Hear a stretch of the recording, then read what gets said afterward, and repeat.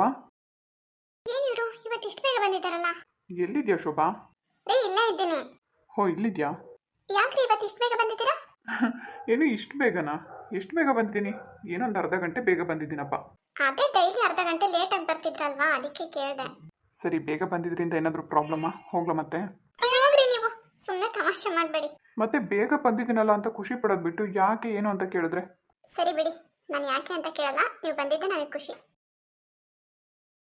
ಶೋಭಾ, ಹೇಳ್ರಿ. ಒಂದು 5 ನಿಮಿಷ ಮಾತಾಡ್ಸೋಣ ಅಂತ ಬಂದರೆ ಕೈಗೂ ಸಿಗಲ್ಲ ನೀನು. ಅಯ್ಯೋ ರೀ, ಆ ಥರ ಯಾಕ್ರಿ ತಿಳ್ಕೊಂತೀರಾ?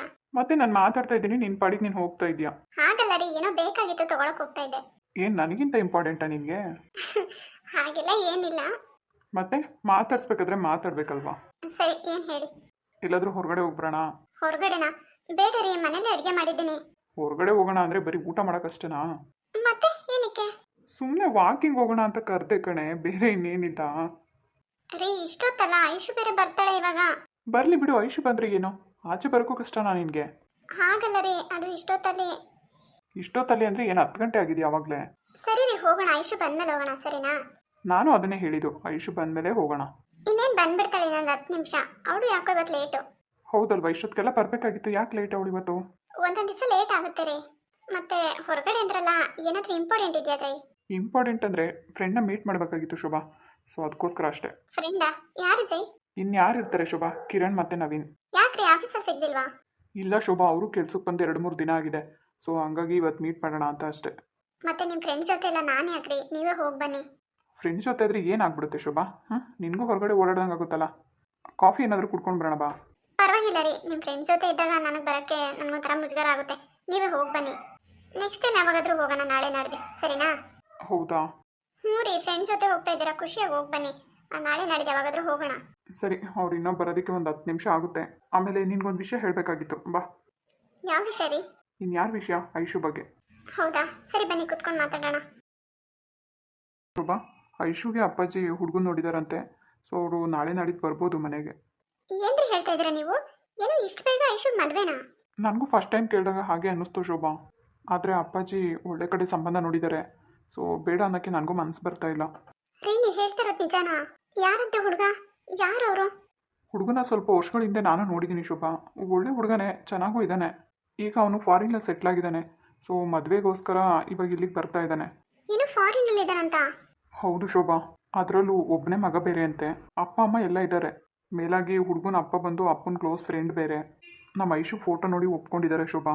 ಈಗ ಅಪ್ಪಾಜಿ ನಮ್ಮಿಬ್ಬರ ಮೇಲೆ ಡಿಪೆಂಡ್ ಆಗಿದ್ದಾರೆ, ಸೊ ನನಗೇನೋ ಒಪ್ಪಿಗೆ ಇದೆ. ನೀನು ಏನು ಹೇಳ್ತೀಯಾ? ರೀ, ಒಳ್ಳೆ ಸಂಬಂಧ ಆದರೆ ನನಗೂ ಒಪ್ಪಿಗೆನೆ, ಆದರೆ ಇಷ್ಟು ಬೇಗ ಐಶು ಮದುವೆ ಬೇಡವಾಗಿತ್ತು ರೀ. ನಾನು ಅದನ್ನೇ ಹೇಳಿದೆ ಶೋಭಾ ಅಪ್ಪಾಜಿಗೆ, ಆದರೆ ಅಪ್ಪಾಜಿ ಕೇಳ್ತಾ ಇಲ್ಲ. ಒಳ್ಳೆ ಸಂಬಂಧ ಬಂದಾಗ ಸುಮ್ಮನೆ ಕೂತ್ಕೊಂಡ್ರೆ ಮತ್ತೆ ಕೈ ತಪ್ಪು ಹೋಗುತ್ತೆ ಅಂತ ಹೇಳ್ತಿದ್ದಾರೆ. ಈಗ ಐಶು ಒಪ್ಕೊಂತಾಳ ಮದುವೆಗೆ? ಒಪ್ಪಿಲ್ಲ ಅಂದರೂ ಒಪ್ಪಿಸ್ಲೇಬೇಕಲ್ವಾ? ಅದು ಹೇಗ್ರಿ ಸಾಧ್ಯ? ಅವಳಿಗೆ ಇಷ್ಟ ಇಲ್ಲದೆ ಇರೋದು ಹೇಗೆ ಮಾಡೋಕ್ಕಾಗುತ್ತೆ? ಇಷ್ಟ ಇಲ್ಲದೆ ಇರೋದಕ್ಕೆ ಏನು ಕಾರಣ ಹೇಳು? ಯಾವತ್ತಿದ್ರೂ ಮದುವೆ ಮಾಡಲೇಬೇಕಲ್ವಾ?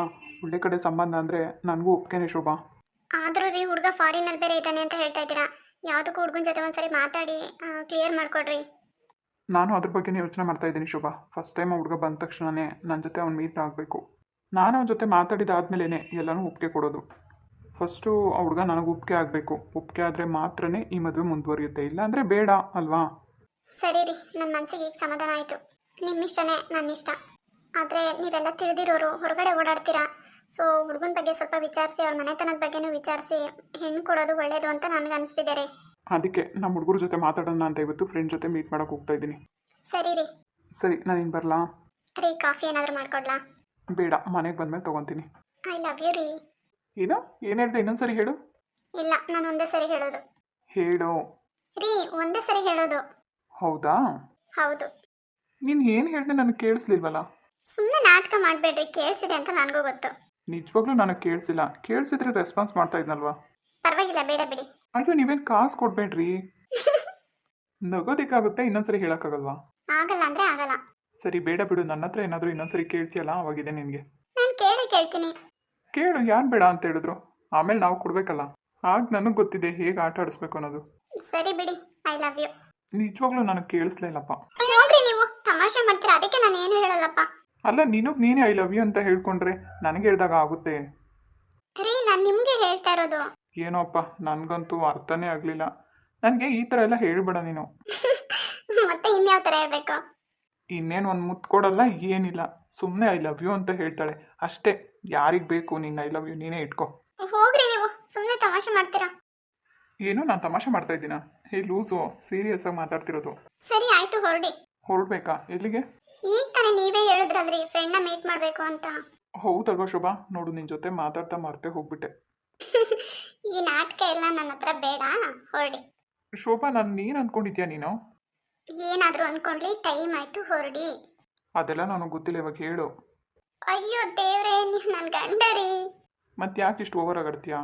ರೀ, ನಾನಿದ್ರಿ ಓವರ್ ಆಗಾಡ್ದೆ. ನಿಜವಾಗ್ಲೂ ನೀನು ಇಷ್ಟೊಂದು ನಾಚ್ಕೊಳ್ಳೋದು ನೋಡಿದ್ರೆ ನನಗೆಲ್ಲೋ ಇನ್ನು ನಿನ್ನೆ ಮದುವೆ ಆಗಿದೆ ಅಂತ ಅನಿಸ್ತಿದೆ ನನಗೆ. ಹೋಗ್ರಿ ನೀವು ಸುಮ್ಮನೆ, ನನಗೇನು ಹೇಳ್ಬೇಡಿ. ನೀನು ಈ ಥರ ಹಠ ಮಾಡಿದ್ಯಾ ಅಂದರೆ ನೀನು ಹೋಗು ಅಂದರೆ ನಾನು ಹೋಗಲ್ಲ ಅಷ್ಟೇ. ಸರಿ ಇಲ್ಲದೆ ಇರಿ, ನನಗೇನು. ಏನು ಗೊತ್ತಾ? ಗೊತ್ತಿಲ್ಲ, ಹೇಳಿ. ನಿನ್ನ ಜೊತೆ ಮಾತಾಡ್ತಿದ್ರೆ ನನಗೆ ಹೊರಗಡೆ ಹೋಗೋಕ್ಕೆ ಮನಸ್ಸೇ ಇಲ್ಲ ಶೋಭಾ. ಹೌದಾ? ಹೌದಾ ಅಂತೆ, ಯಾಕೆ ನಿನ್ಗನ್ಸಲ್ವಾ? ಅನ್ಸುತ್ತೆ.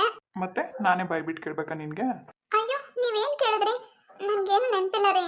ಕೊಡಬೇಕಾಗುತ್ತೆ ಅಂತ ಇಷ್ಟೊಂದೆಲ್ಲ ನಾಟಕ ಏನು ಬೇಡ. ನಿಜವಾಗ್ಲೂ ರೀ. ತುಂಬ ಗೋಳಿಕಂತೀಯ ಕಣೆ ನೀನು ನನಗೆ. ನೀವು ನನಗೆ ಗೋಳಿಕಂತಿರೋದು, ನಾನಲ್ಲ. ಸರಿ, ನಾನು ಹೊರಗಡೆ ಹೋಗ್ಬೇಕಾ ಬೇಡವಾ? ಹೋಗ್ರಿ.